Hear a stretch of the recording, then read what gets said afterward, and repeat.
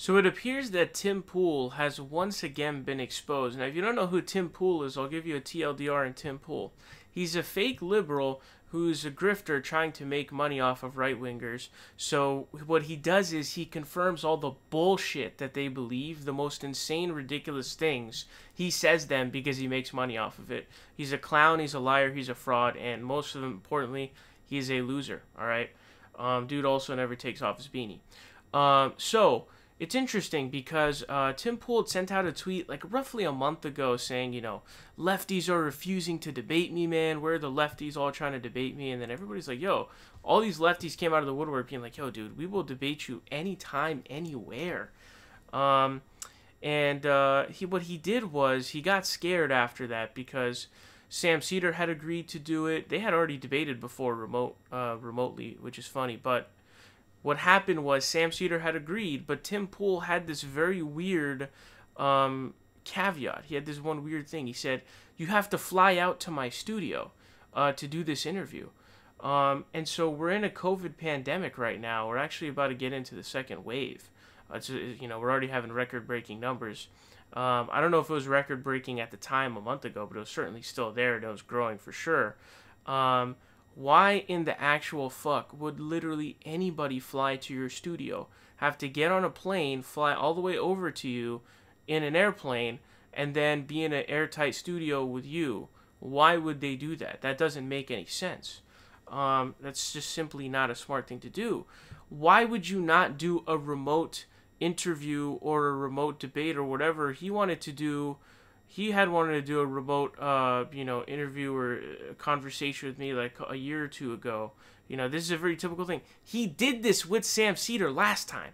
So what are you talking about? It's so bizarre. It's just so bizarre. So just show you some tweets from Tim Pool. This is October 12th. He said, I recently did a thread where I said it was hard to book leftists on my podcast. I was immediately bombarded with leftists calling me out as a liar and throwing names at me. A few people publicly said they'd go on my show in response, then privately messaged me saying they wouldn't. Excuses started pouring in that I should change the time or format of my show to earlier or to remote interviews.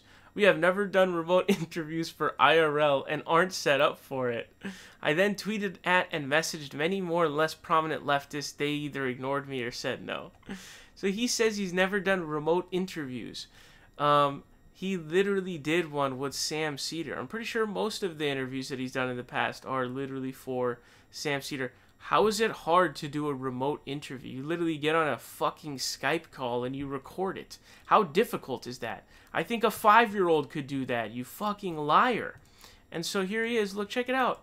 This is a remote interview. What is he doing?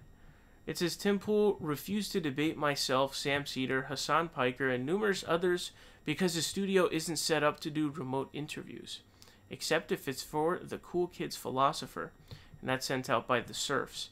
And so here you can see Tim Pool appearing to be calling into the Daily Wire show. So he's clearly just making excuses.